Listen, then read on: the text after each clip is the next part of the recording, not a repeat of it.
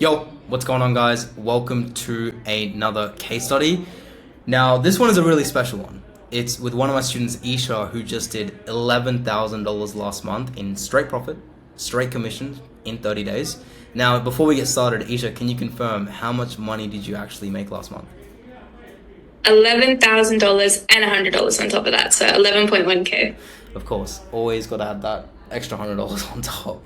Always. And what we're going to do in this video is we're really going to deep dive into Isha's journey in high ticket sales, because honestly, it's been a hard one. It's been a rough one to really show the ups and downs of high ticket sales and to show you guys how literally every day, normal people at a young age, at 18 years old, are completely changing their lives with a high income skill like high ticket sales. And Isha will tell you this herself. It's not easy, right? But if you put in the work, you put in the time, you let it compound, you can actually completely change your life in the matter of 6 to 12 months.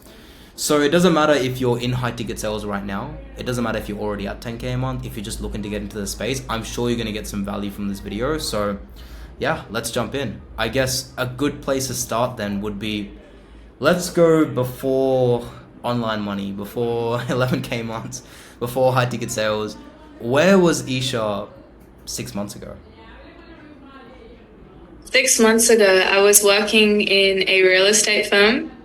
I remember that's when I fell across you. I was working for, I think it was around 20 something dollars an hour, a bit under $25 an hour. And yeah, it was a bit rough. It was nearly an hour and a half of a drive every single morning, every single afternoon. I was waking up before sunrise, getting home after sunset. A lot of letter dropping, a lot of walking around with flyers in my hand and putting them there. Just corporate work, just peak of the bottom of the corporate ladder kind of thing. But yeah, I thought that was the, way to get rich. Because I saw a lot of real estate agents drive around with Lambos and stuff. So, yeah. 100%. And I'd love to deep dive onto that, right? Especially like coming out of high school at 18, you decided, hey, I'm not going to go down the university path, the traditional education path. I'm going to go get like a retail job or a sales job or that side of things. I guess what was like your mentality right after you graduated high school? Like, why didn't you want to go to university? I think it's because I come from a family where I've seen people go down the path of education, and then I've also seen people go down the path of business. And I've also seen that, sometimes it's not the smartest people who end up being like the wealthiest, if that kind of makes sense. And so I was like, hey, it's definitely not brains because, these people aren't book smart. What are they kind of doing differently that's getting them to a point that they're making so much money and they are financially free and they're not having to work for till they're like really, really old and, retiring at like 60, 70. But I backtracked a little bit and I was like, hey, going to university, trying to become a lawyer, an accountant, anything like that, I'm going to get into 50K of debt. And then on top of that, I'm not going to be able to pay it off. I'm not going to be able to purchase a home with all the, everything going up.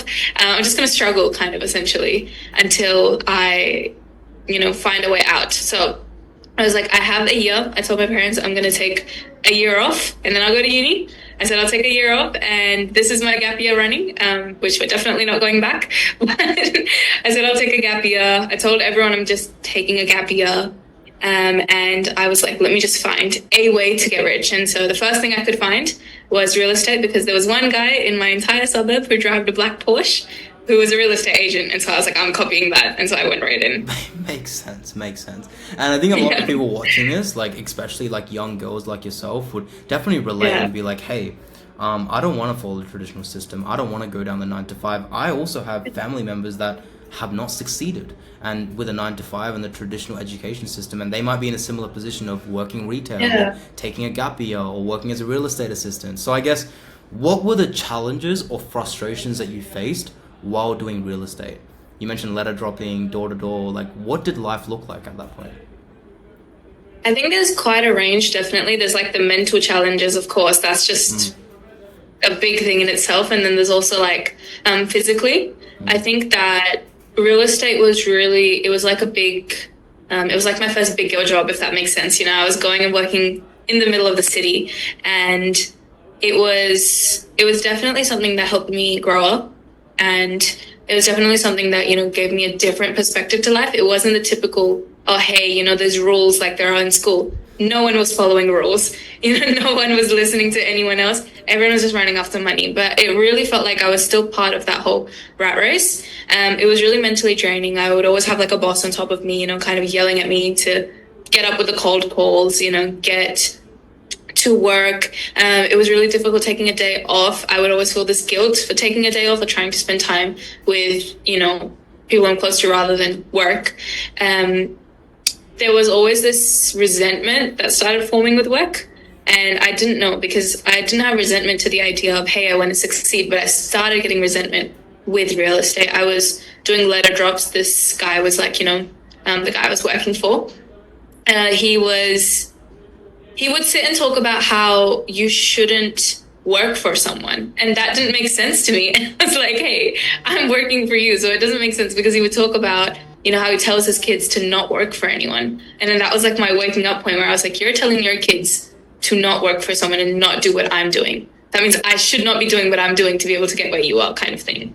And so that's why I ended up leaving that.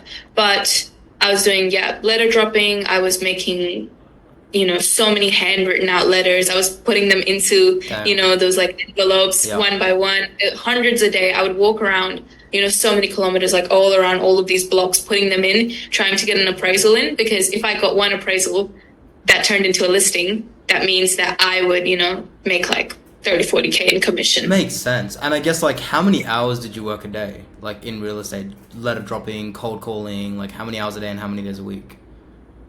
It would range from like 8 to 9 hours, but you also got to count like the drive of an hour and a half and an hour and a half back. So that was quite a drag on top of that. Yeah, it was quite long. And then it would be like days wise, I'm talking like, probably I was gonna start full time, but I didn't do that. So I would do 3 days in the week, and then I would have 2 days of my weekend. Usually I would go one or the other to do open homes, but that was unpaid.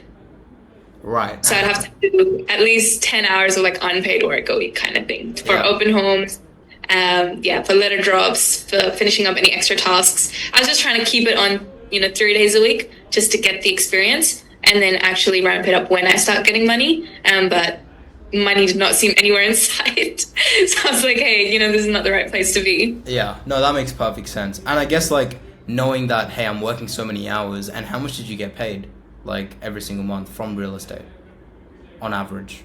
$2,000. $2,000. Like, you're working pretty much a full-time income 5 days a week. 2 of those days are unpaid. You're driving 1.5 hours to and back from work.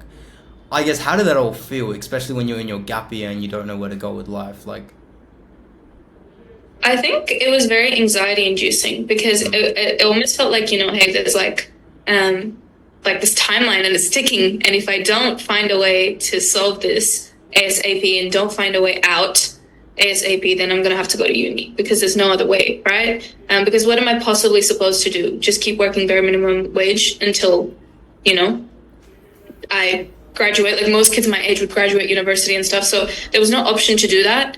And so I just always felt anxious, always 24/7, because I'd see, I'd be on my phone at night and I'd see all these kids online getting rich, making money, retiring their parents, like going and flying out. And I was like, what am I doing? Like, how are these people figuring this out?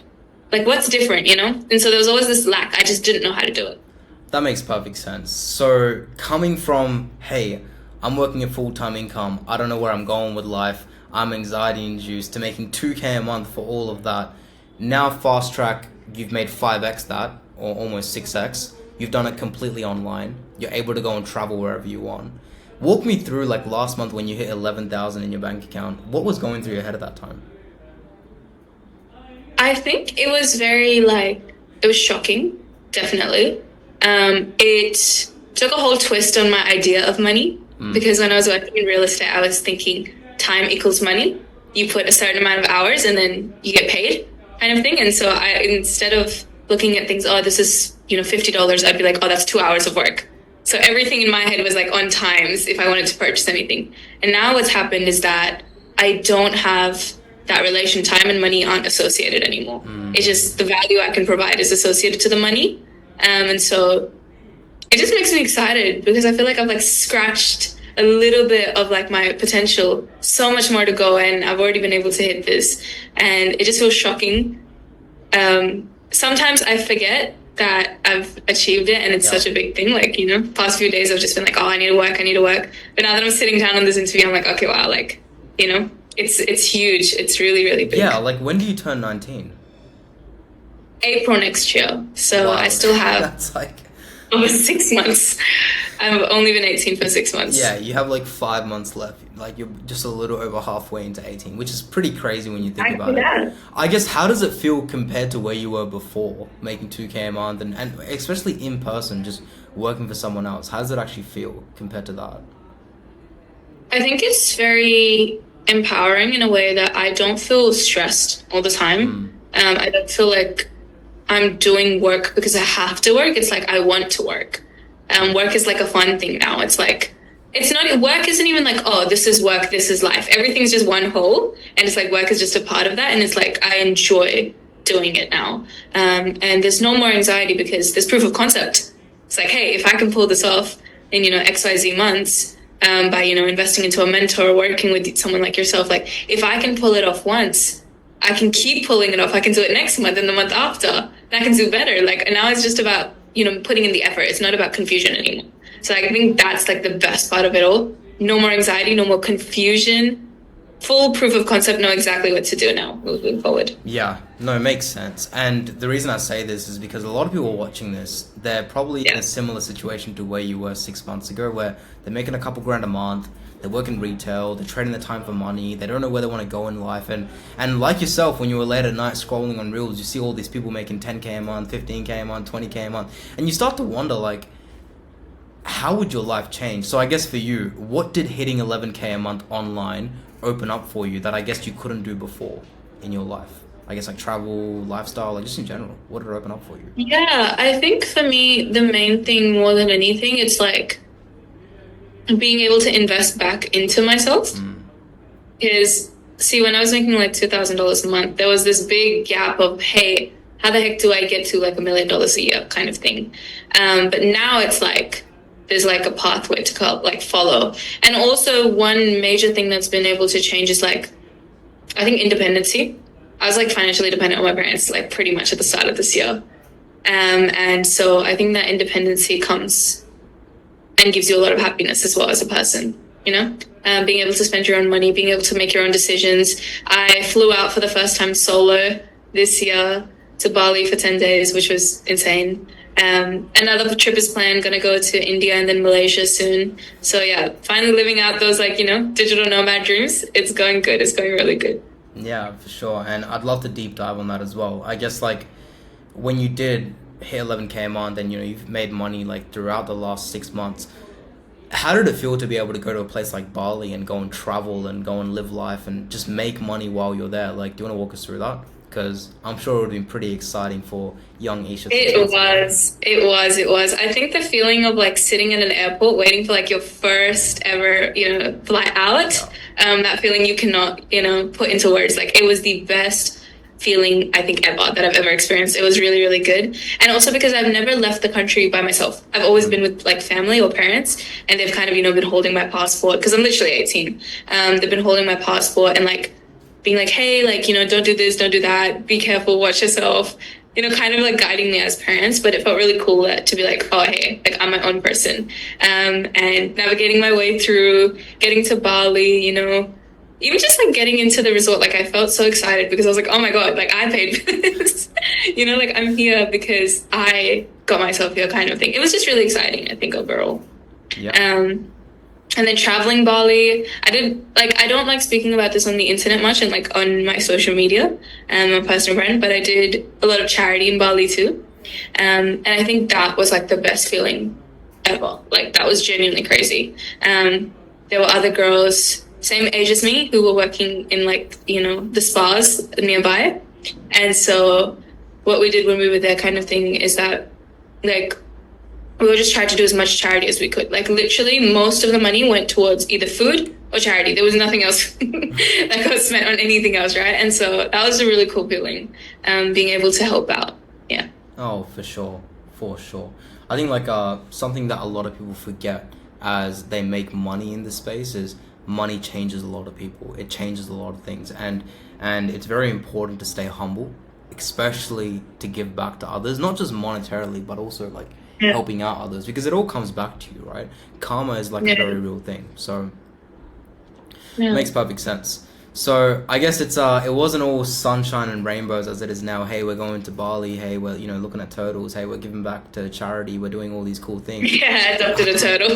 Yeah, it's not all sunshine and rainbows. I guess let's go back to when you were in like a real estate assistant.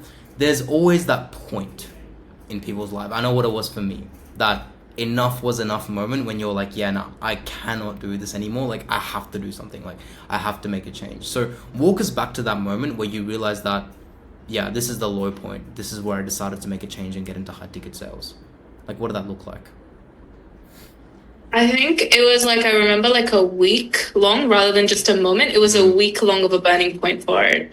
The week started, I'm at work, and like mentioned, the guy I was working for, my boss at that point, he was like talking about his daughter's wedding, and he was talking about, oh, hey, she's getting married, everyone's congratulating him kind of thing. And then he goes and talks about how he feels like he's done a really good job as a parent. And I was like, you know what, like, talk to me about it. Like, how do you feel like, because I'm looking at him like a mentor, right? I'm looking at him not in the eyes of, hey, this guy's my boss. I'm looking at him in the eyes of, oh, hey, I want to learn from this guy and be like this guy. I don't care if I have to do extra work. Yeah. I will do anything and everything to be able to become like this dude. So we're talking, and he starts talking about how he's raised his kids really well. And I asked him out of curiosity, and I was like, so why aren't they doing real estate like you? Like, why aren't they here? Like, you've created such a huge thing from nothing. Why aren't they doing this with you? And then he started talking about it and opening up about it. He's like, you should never work for anyone. You should never, like, I always tell my kids, never work for anyone. And he was, in flow, and he started talking, and he kind of like stopped realizing that he's talking to the people he's literally employed. And so he's talking about, I tell my kids, you should never work for anyone. It's only going to lead to your own detriment. Like, it's only going to get you to a point where you don't want to be in life. XYZ, like, you can never learn what you can working for yourself and what you would with, working for somebody. That was a big, like, wake-up call, because I was like, I'm working for you. I'm, looking up to you so much, and you're literally telling me, you're giving your kids different advice and you're giving me different advice. Clearly you look out for your kids more, so I should be listening to that advice of don't work for anyone, and don't, try to climb the corporate ladder. It's not going to work for you. You have to go around, because like, there's no point doing the same thing everyone else is doing, but there is a point in just going around. Like, the way around, there's so many ways around. The only thing is we're never taught that, right, in high school. So that was like my wake-up call of, hey, there are ways around. And then I came across you. I found you. And I remember before I, even had a conversation with you, I was talking to my parents. And I remember I sat down and I had a chat with them. And this was also like a big, like, wake-up call kind of thing, right? I was having a chat with my parents, and they said, I asked them, I was like, hey, like, I was being very, like, vague. And I was like, when an opportunity presents itself, what do you guys think? Like, do you think I should just take a risk? Like, is this the age to take risks? Do you feel like I should take risks, kind of thing? And they're thinking I'm talking about real estate. So they're like, yeah, like, go for it. Because they think real estate is a very established profession, because it is. It's a real established, profession. It's not online scam money, right? So they think I'm talking about real estate. And I'm like, what are your thoughts on me, running my own business, working for myself? And they're like, we're so here for it. Like, and my dad was talking about this story. Like, my mom and dad, they both like sat me down and they had this whole chat with me about how when an opportunity presents itself, you should just run and grab it. And they gave like a really beautiful story and analogy to it all, which I wouldn't do justice if I tried explaining right now. But they gave me a whole story of how there's this guy, and he, he's very successful, and people ask him like why he's successful, and it's like, it's not that he got lucky, he just took enough shots. And so they like, take every shot you can take kind of thing. And I took that literally. And the next day I got on call with you, and I literally put everything on my bank account, and I was like, I'm doing this. Because I felt like a lot of connection and trust with you too. I felt like, I felt like a genuineness on our call. And rather than talking about, oh, hey, invest this into me or invest that, like, you were only talking about, what's wrong, how can I help? how can we fix this? And you were actually hearing me out, which was like insane to me. It's like almost like money didn't even matter, you know? And that was really big because it's very scary to invest into yourself when you do it for the first time. Of course, now I know it's important, but that was my wake up call when I saw my boss say that it's stupid to work for someone. And then on top of that, my parents saying they're all in on me and they're like supporting me. And I was like, I have everyone behind me supporting me. What's kind of stopping me, you know? So I just went all in. For sure. And I think that makes perfect sense, you know, like listening to your boss and feeling like, hey, what is this? Like, why am I trading my time for money then if you don't even advocate for that? And I think like a story that I can share with all of you watching and even you, Isha, is like a big change for me. And this was a part of my big change was I used to do a double degree in engineering and maths at one of the best universities. I mean, we're both from Perth, right? In UWA. It was a really, really solid degree. And I remember like my first week. That's what happened. Yeah, I remember my first week of university and I was doing an engineering like practical or something like that, some webinar thing, and they had this lecturer and I realized that the lecturer themselves, they weren't actual engineers. Like they haven't actually been in the space for 20 years. They don't make 300,000 a year. They don't work at Rio Tinto or they don't work in the mining companies or they haven't achieved anything that I actually wanted to achieve. And that's when I realized that like, hey, you're telling me all these things, but you haven't walked the path yourself. But a lot of people watching this, they've probably heard this a million times, like my story where they've gone to university and they notice the same thing, or they're in your situation and they see their boss saying the same thing. But most people just don't end up making a change, or they tell themselves that, hey, you know what, I like working my 9 to 5, or hey, you know what, like that's just how the world works. So I guess why did you not follow that path? When your boss told you that, yeah, you know, I don't want my kids to do that, why did you decide to actually change instead of just being like, yeah, I guess that's his kids and, you know, I'm not able to do that? I think it's because I don't ever want to live a life where I have regret. I knew that this is my gap year and I'm taking every swing I can, you know, take. I'm going for it all. I don't care. And so for me, it was like, you know, in my mind, it felt really logical, right? I wasn't like, this is how life is. Like, that's not what I've been taught by my parents. And I know that, yeah, it's not, you know, what they probably wanted me to do, like X, Y, and Z, but they are really happy today, you know? And I just knew it. Like, I just knew that that wasn't for me. I already felt a lot of resentment to real estate. I already felt a lot of resentment to work. And that was like my final ticking factor of, hey, I just don't want to do this. There's something bigger and better out there. There's something else that I know I have the potential to do. And I don't ever want like unlived potential, ever. I want to, you know, achieve everything I say I want to. So I just didn't see why not. I just felt like the risk of staying in the same situation was worse than the risk of just going for it. I totally agree. Like, you can look around you and you'll see so many people that have all the potential, they have all the hard work, they have all the brains, smarter than both of us combined, Isha. Like, there are people that have a whole lot more potential than all of us that just don't use it. And it's honestly pretty sad, and it's like, hey, it is what it is. You can't help everyone. Like, you know, it is what it is. But it just goes to show that all it requires is just a mindset shift, right? So you decided to take that leap of faith, guns blazing, gap year, I need to make this work, parents support you as well. What was like your first impression of the DSA, like as soon as you joined? What was like your first kind of impressions when you joined, your first couple of days? Walk us through your journey from like zero to making your first money online. I think it was really, really soothing to all of the anxiety. Because for the first time, I saw people making money and I was talking to them. It wasn't like they were just on the internet, you know, they weren't random people. I was actually like, I could just pick up my phone, you know, I could text you all the time, you know, I could text other people in like the community. I was finding and networking with all of these people and I was like, oh my God, there's so many of us. You know, I didn't feel alone for the first time. And that I didn't feel alone for the first time in a very, very, very long time, Kashi, like genuinely a very long time.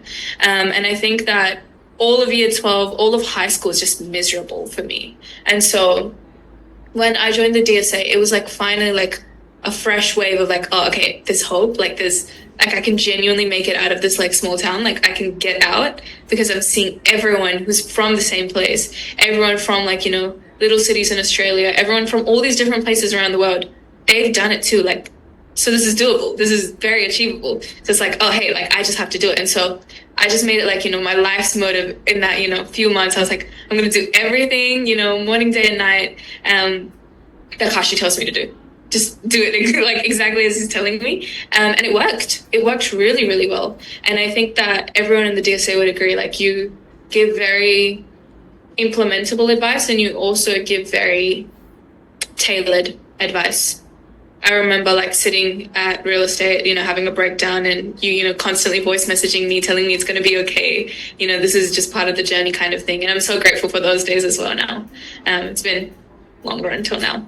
For sure. I mean, I'd love to deep dive on like, the mentorship and kind of like the biggest takeaways you got from me and how that got you there. I guess before we go through that though, a strong note that you mentioned was community and the people that you surround yourself with. Like it's extremely important. And you mentioned all throughout high school and even in that real estate transition period, like life's just been kind of miserable. And a lot of people watching this can relate to that, Isha, where they've kind of had a bad high school experience, maybe a rough university experience. What was like miserable about life before joining DSA, like in terms of the community and that side of things? I think it's just not feeling like I could relate to anyone. Because you'll probably agree with this. Most people in Australia, especially in the city that we come from, they're on island time. Everyone's taking it chill. Yeah. Everyone's like, it's okay, we'll get there kind of thing. Like it's a Ryan, like, take a relaxed approach all the way up to 45. And there was too much anxiety in me to just sit down and chill. I can't sit down and chill. Like I need results ASAP. And so I felt like there was a lot of isolation all through high school because I was the only like kid left out. I was the one posting the cringe videos online. Yeah. I was the one,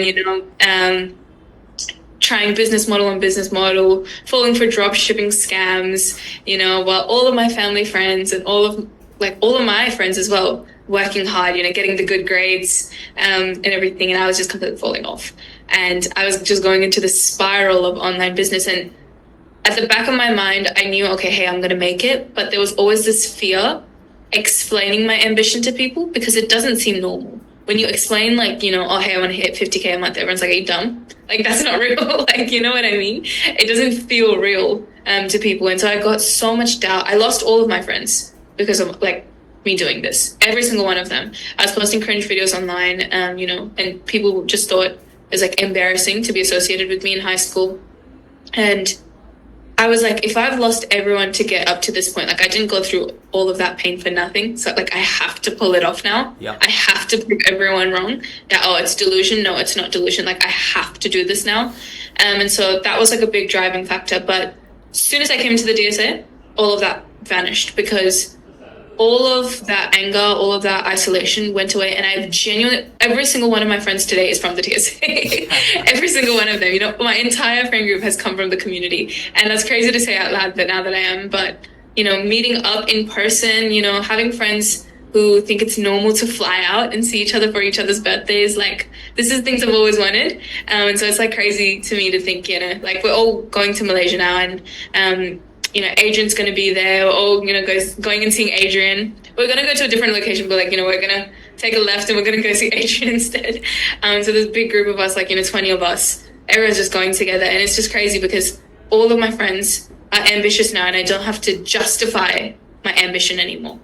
DSA cleared that. That is very well said. And honestly, we can laugh at it now. It's like, hey, we can have this smiley, happy conversation of wow, who were we 6 months ago complaining about friends and feeling like everyone's putting us down. But to explain this concept of what it is in Australia especially and even in parts of India, Pakistan, Asia, typically in these cultures and especially Australia, what I noticed is we have something called tall poppy syndrome. Now, Isha, you might be very familiar with this because you kind of went through it. But for those of you that are watching this, tall poppy syndrome is when someone is doing something unique, they're doing something special, they're doing something bigger than life, where they're growing and growing and growing.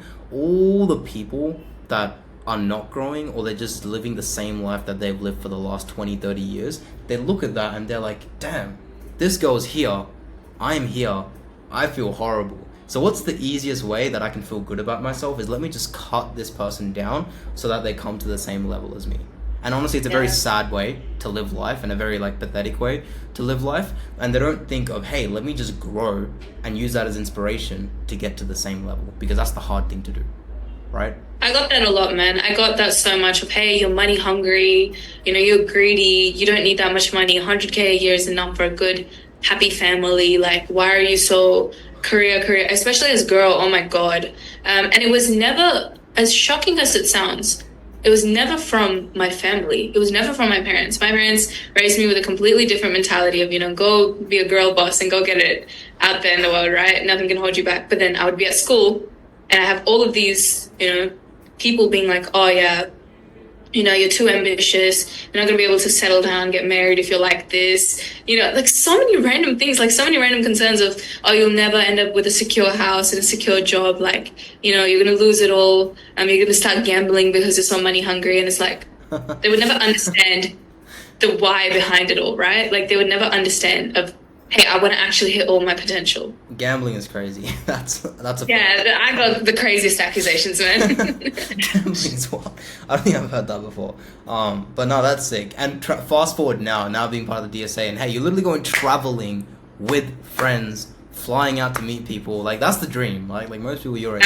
That is. So that's really cool. So I guess like apart from the community side of things, your anxiety and that side of things definitely lowered. What also stood out to you about the experience in terms of like the mentorship that allowed you to make your first money online? Like what did that journey kind of look like of going from zero to your first couple thousand or first couple $100s? Yeah.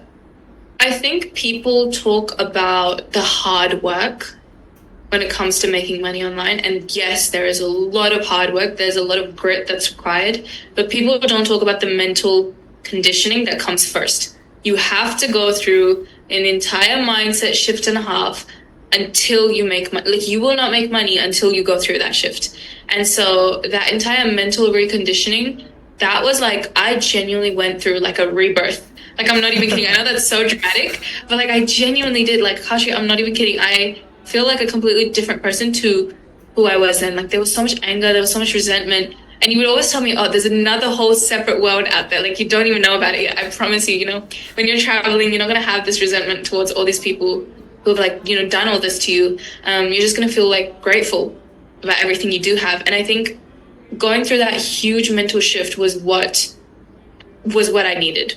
And I think having you there every single day, uplifting me, being there through every single mental breakdown, always there to help, always there, eager to, voice message, jump on calls, even on group calls, answering every question, no matter how vulnerable it is, no matter how silly it sounds, like never making me feel stupid for asking a question. I think that's what really, really got me to making money.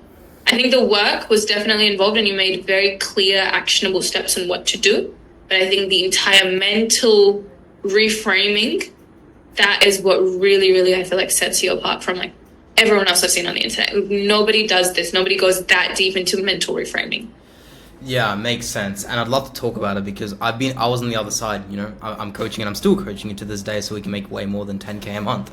I would say like one of the most common issues that I face and I have to deal with coaching every single student in the DSA, 95% of the time, and nearly 100% of the time, it is it is a mindset issue. It is literally just a mental reframing that you need to go through to get to the next level. Now, a lot of people think that, hey, let me just wing it on my own and try and magically make money online, and it just requires hard work and watching a bunch of YouTube videos.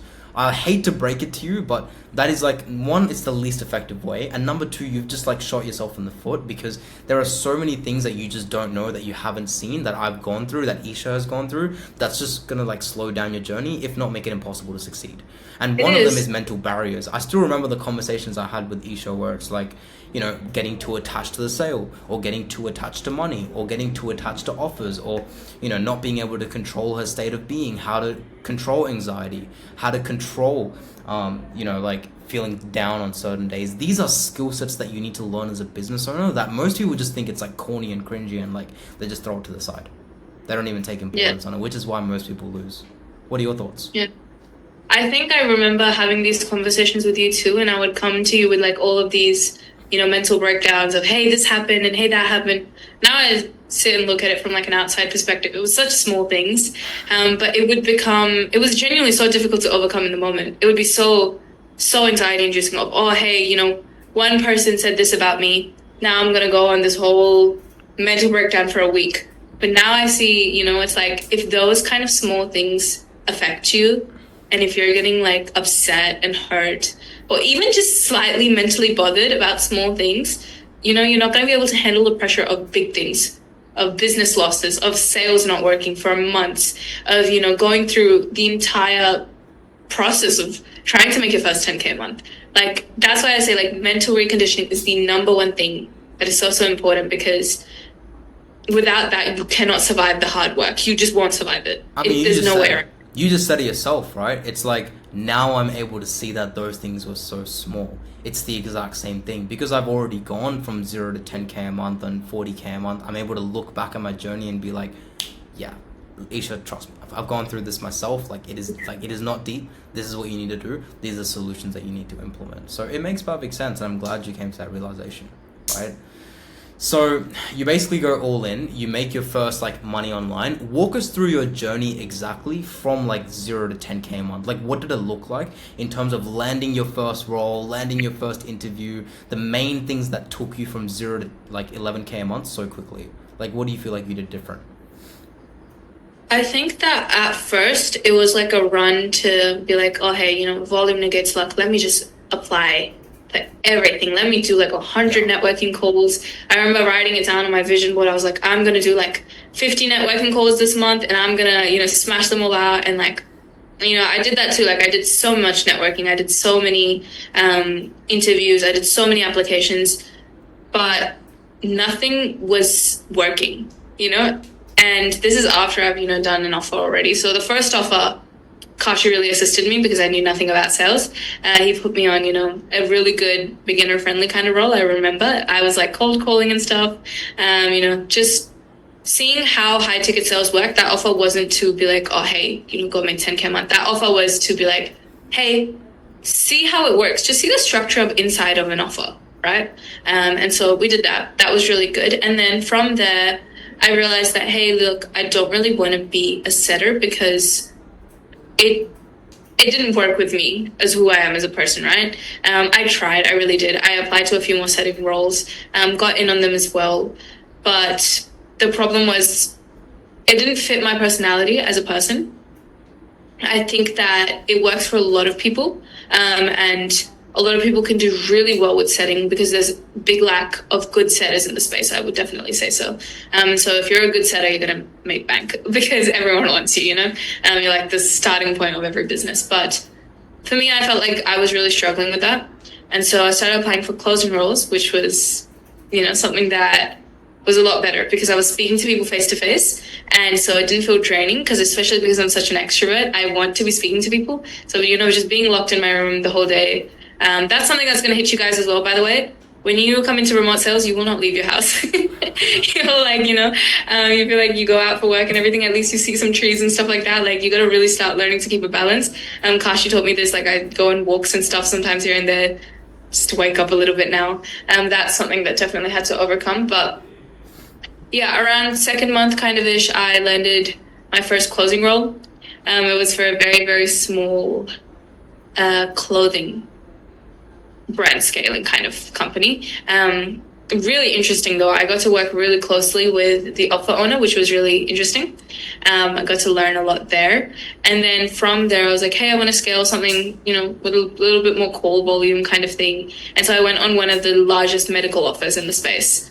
Insane, absolutely insane. That was my little awakening experience because of how insanely fast the team worked. And how many killers I was around. I was actually working side by side with people doing 20K months. That was insane. That was really, really crazy. I was like, wow, it's really possible as long as you pitch yourself, get on networking calls and ask people for their manager's numbers and then just call the manager up, pitch them right there. Be like, I want to work with you kind of thing. And so I did networking with a bit of a twist. I would just bring up people's managers, which was interesting. Yeah. From there, got off that big medical offer, as you remember, Kashi, and then I went offer. I found a huge real estate offer. This is when I got to my big offer. This is like, I would say probably 5 offers in. My 5th offer, I was like, okay, this is actually no, probably like my 6th, 7th offer. I was like, this is my big one. I finally found something that really aligned with me and I could see myself on long term. And I applied for it. I got in because of my real estate experience. And it was absolutely terrifying because they expected a lot of me and it was very highly technical. So highly technical that I had to spend an entire month just learning the material. And so I took the risk and I was like, you know what? I'm not going to keep applying for other offers. I'm going to go for this big swing. And I took the risk and I just studied for a whole month, literally real estate content, not even sales. And then did the final interview, cracked that, got in, ended up making 6K on my first month there, and then made 10K on my second month there as well. Yeah. And then took a little trip in Bali in between. So I think it's really great at the end of the day. And the big shift that happened was when I went to Bali and came back, I gained a lot of confidence in myself as a person. Yeah. I feel like, that, hey, I'm independent. Hey, I can do whatever. Like I'm a full grown person now. And I feel the authority on the sales calls now. There's no fear anymore of like, telling people, hey, that's a limiting belief or you're doing the wrong thing kind of thing. I can tell people off. I feel like an adult now. So yeah that's like kind of my journey wrapped up. For sure. And of course, we have like a long way to go and so many more milestones to hit. So that makes like perfect sense with where you're coming from in terms of your journey. And I would say like reflecting on that and coaching you, I think the biggest factor that a lot of people will ignore is the fact that you went through 5 offers before you found your dream one. Now, I think that was the best thing that ever happened to you, Isha, because for you needed to kind of go through the trenches, go through that instability, go through, hey, this is how you set, hey, this is how you close, hey, this is how you leave offers, hey, this is how you manage objections. Like you need to kind of go through that to hit the 11K month that you made. And this is what most people don't realize. The reason why Isha hit 11K last month isn't because of last month's work. That was a huge part of it. But a lot of it was the 5 months before that of going from offer to offer, getting the reps in. What are your thoughts? I 100% agree with you. I 100% agree. And I think also a big part of it is constantly taking a risk. It's because I was like, F it, I'm going to go all in kind of thing. I left such a good opportunity, right? And I was like, I'm going to go for the biggest one kind of thing, even if it has less chance of me getting on. And I just had conviction. I just had high energy. I was just smiley, happy, management really liked it. And also, guys, develop your personal brand. Yeah. I don't know if you remember, Kashi, I put up a screenshot, but my management saw my personal brand before they even had a conversation with me. I was on their For You pages. And so when they saw the girl, they see on their For You pages come on to a interview, they were already kind of a little bit convinced. I had like a little bit of a pre-call video kind of going on, closed them on that, but it was really good. Yeah, for sure. And I think this is something very underrated, and a lot of coaches and gurus that I see online, specifically with high ticket sales, it's not really talked about. Personal branding, documenting the journey. Now, if you're watching this and you're like, hey, Kashi, do I have to post TikTok videos now to succeed in high ticket sales? Absolutely not. I went from 0 to 40K a month in under a year, and I had literally 0 posts on my Instagram, and I still got to 40K a month. So it is not the end of the world. However, if I had to look back on my journey and change a lot of things, which I told Isha, is to document your journey.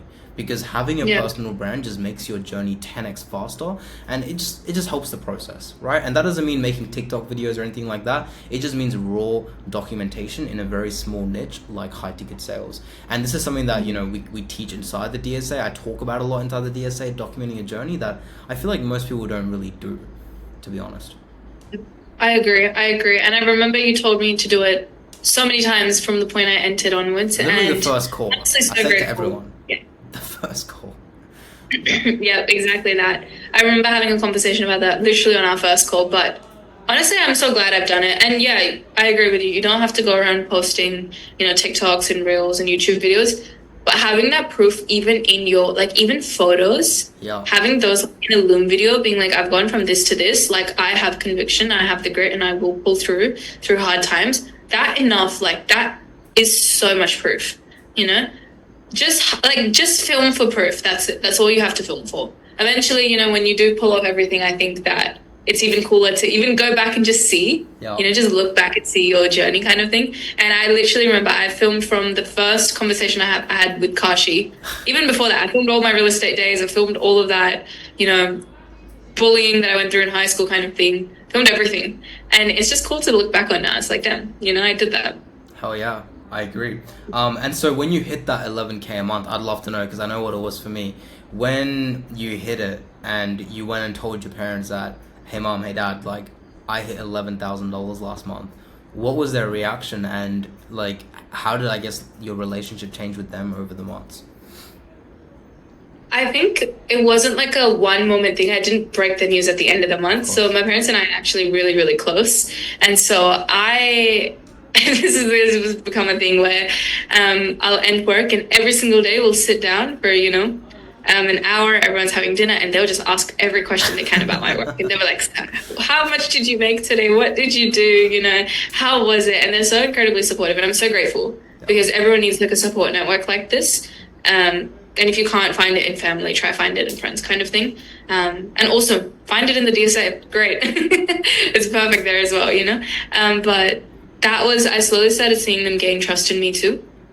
And our dynamics shifted where they stopped, I guess, helicopter parenting me to more like letting me also contribute to the conversation like as an equal, which is like really crazy to see. And the conversations, stop being like, oh, hey, like, I'm going and running to my parents to cry to them about something that happened, to more like, oh, hey, mom and dad, like I did this, like, it happened. And they're so excited. They're so incredibly excited. And it feels really cool to see the people who've always seen my potential actually see me achieve it as well. I think doing it for the people who have doubted you is, yeah, okay. But doing it for the people who actually genuinely believe in you is a completely different thing. I think that's for sure. Thing. For sure. For context, like I fully relate to that, because when I went from 0 to 40K a month, a lot of things changed, but more importantly, the relationship with my parents changed. Even 10K a month, like where you are at right now. And basically, if right now, like people watching this video and you're like, oh, man, like I don't like my parents, or my parents are like, grilling me, or my parents don't trust me, or my parents don't believe in me. It's like, yeah, they probably don't believe in you because you don't have the proof that you're able to sustain yourself. You're able to be independent. Like Isha was able to go travel Bali all by herself and still sustain herself and not, be on the streets or whatever. I agree. Right? Like she was able to do that. So I think a lot of things change if you're watching this and you have like a rough relationship with your parents. Really focus on yourself and become the best possible version you can from an income, fitness, health point of view, and they'll like completely like change their viewpoint on you. Yeah. And also it's like your parents don't hate your business ideas. Your parents don't not see potential in you. They're just trying to protect you from what the world's going to be like after you kind of grow up and go on your own.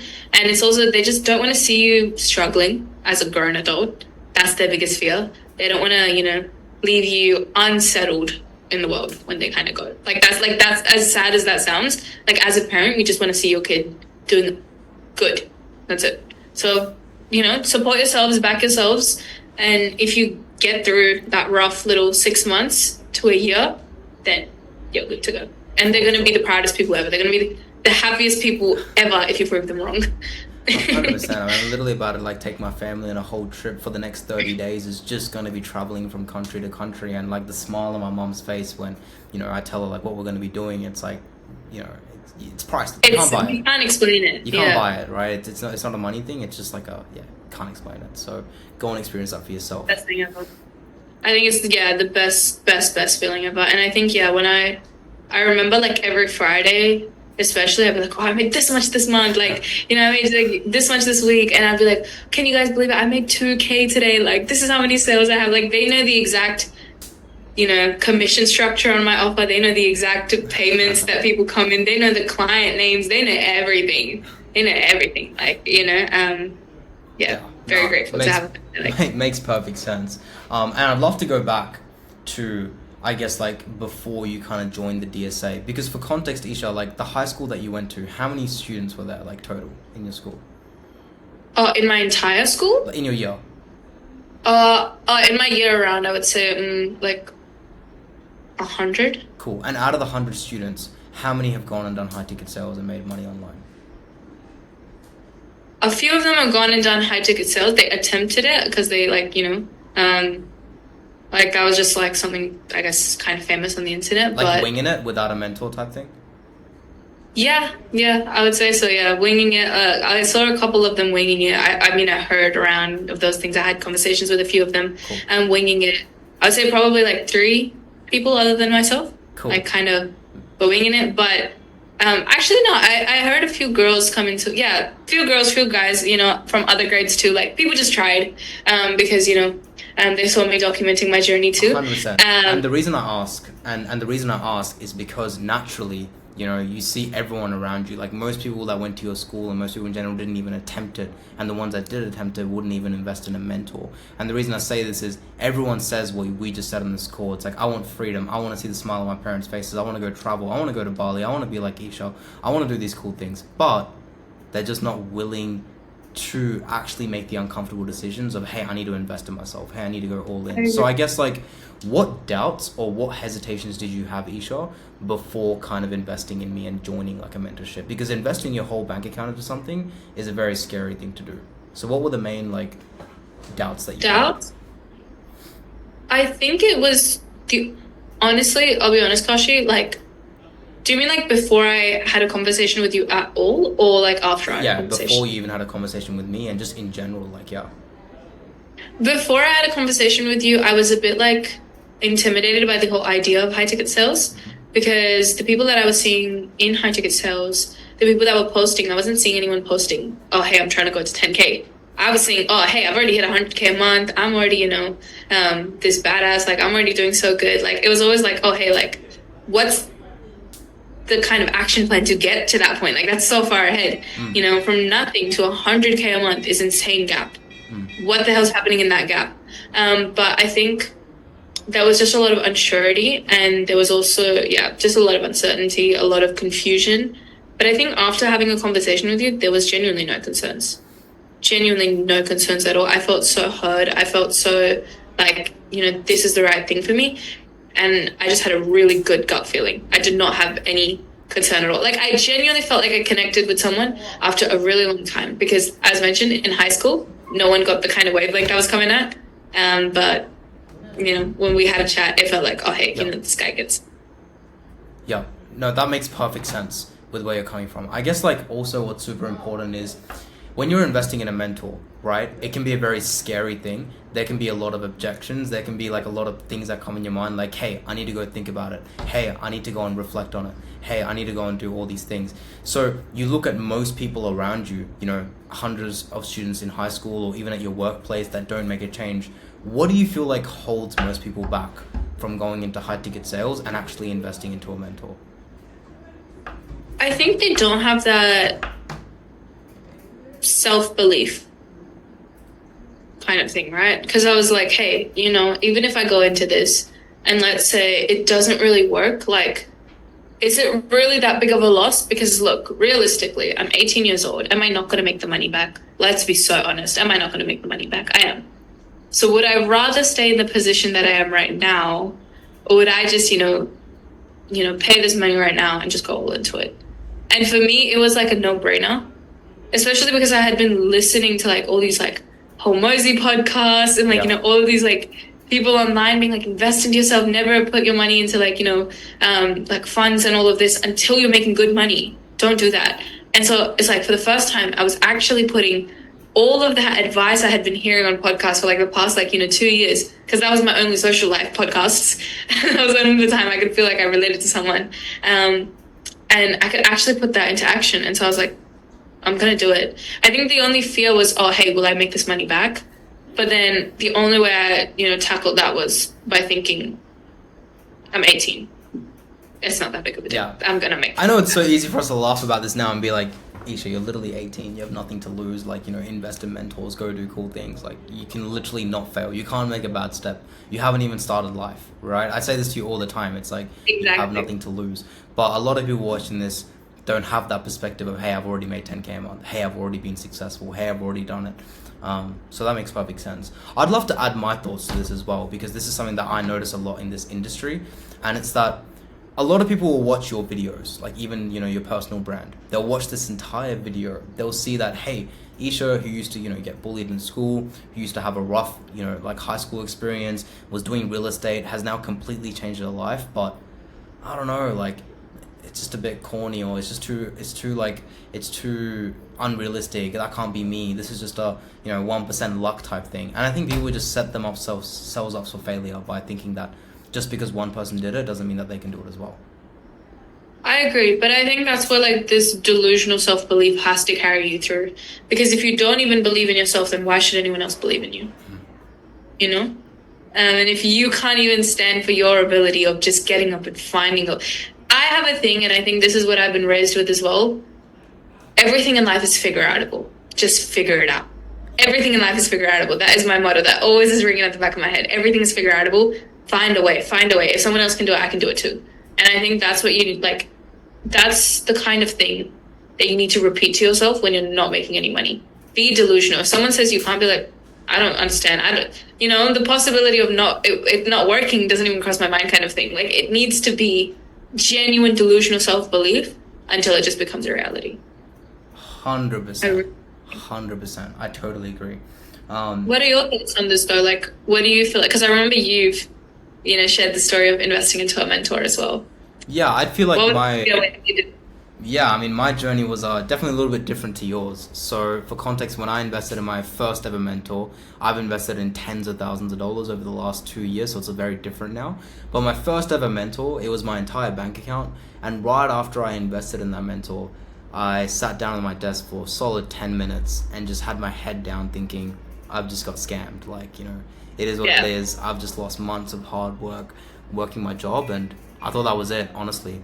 But realistically, in the back of my mind, I was like, as scary as this is, as nervous as it was, what's the worst that can happen?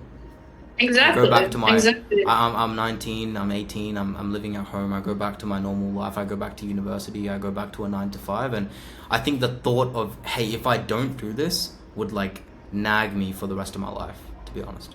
I agree. If I don't do this, like, I think it's also because you've also seen, like, it's like a common theme in like our cultures that we see family members, because we have such large families.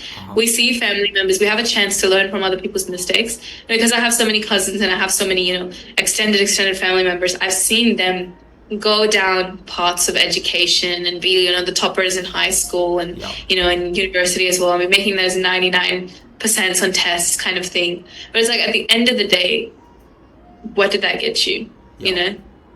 Even if you stick to it, like, it will never be easy. It will never be easy. You just have to go for it. It's never going to get easy. Oh, I'll think about it. I'll sit on it for 2 months. It's going to be just as hard after 2 months. You might as well do it now and get 2 months of progress in. Yeah, no, I totally agree. And I think it's super cool that, I mean, I mentioned this on our very first call, Isha. We're going to laugh and, laugh and chat about us hitting 10K a month, and this is all going to be funny. This is all these nerves, all these frustrations, all these crash outs are just going to be like hilarious stories that we can talk about down the line. So I was just, as you were saying that, I was remembering that moment. So I think that's super cool. So I guess, like, now that you've hit 11K, I guess a lot of people will want to know, what's next? What do your goals look like moving into 2026? You've hit that 10K a month milestone. You're going traveling for the next couple of months. But what do your goals look like? I think there's definitely a big goals list now, especially because, like I mentioned, this proof of concept. I know exactly how to do it. And now it's just about, rinsing, repeating the same cycle that I've done up to now. And goals for 2026 would definitely be, firstly, to hit... I want to be on one of the largest offers in Australia. I want to be, known as one of the killer sales reps. There's a yearly sales event that happens. I want to be at that as an established person, as a known person in the industry. I want to grow my personal brand. Definitely a big one.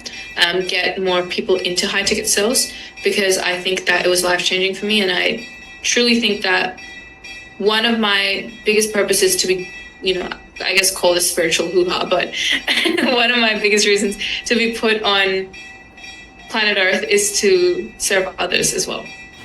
And so I want to, give back, and I want to help others get into this. Of course, I want to show others my journey. I want to do more charity, but more than anything, I think it's, yeah, let's hit a 50K month. I know it sounds like crazy as well, but it's doable.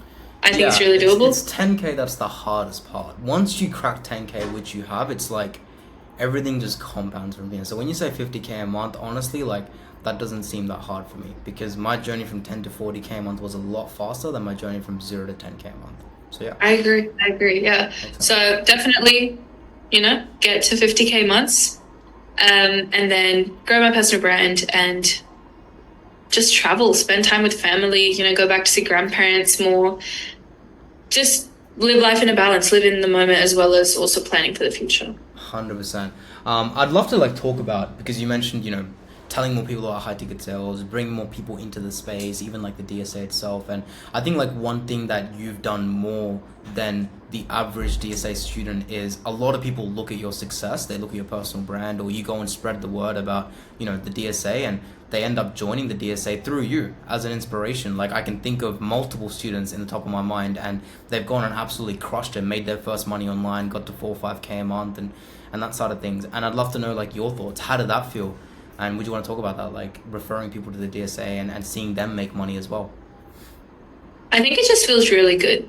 It really does. I think it's like, I always wish that when I was starting out, someone, just threw a hand down and kind of pulled me out from like this drowning waters that I was in. And so it feels good to be able to do that to other people, because I know people, of course, don't talk about their struggles openly, but just the little bit of information that they share with me, it feels good to be like, hey, you know what, like, your life's going to change. And I think I was really grateful for you doing that to me. And I want to do that for other people, without any sort of like gain or without any sort of like other reason. I truly just want to help, I think.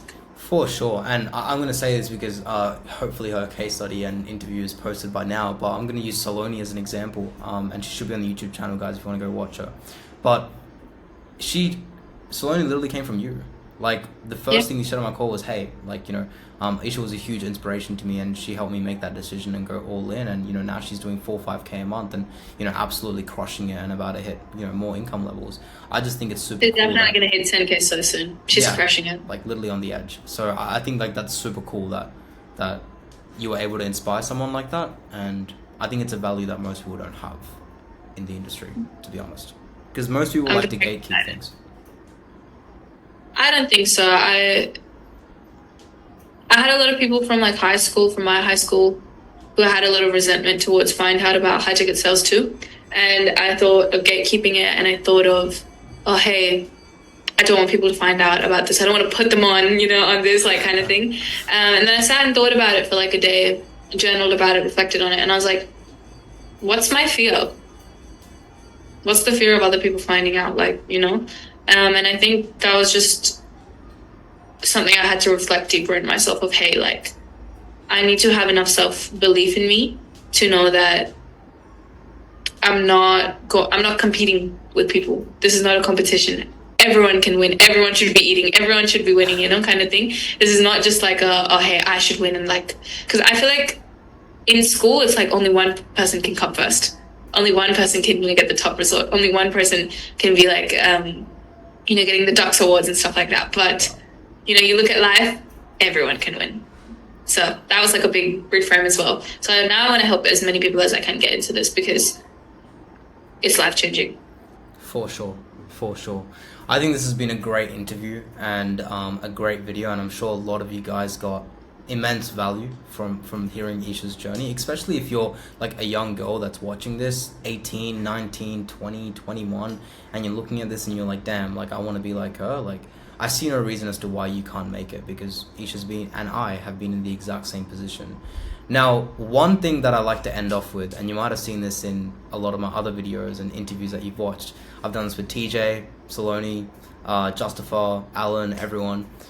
I guess let's say there's someone that's watched this video the entire way through. Like they've sat through this entire like 1 hour video of you talking and talking about your journey, but they're still like, I don't know, I'm on the fence. In like 1 to 2 sentences, what would you say to that person that's still on the fence and they're still watching this video right now? I think that the cost of staying in the same situation and ending up in the same situation when you're like 50 years old, regretting you didn't take the risk is worse than just taking the risk now. Makes sense. Doesn't get clearer than that.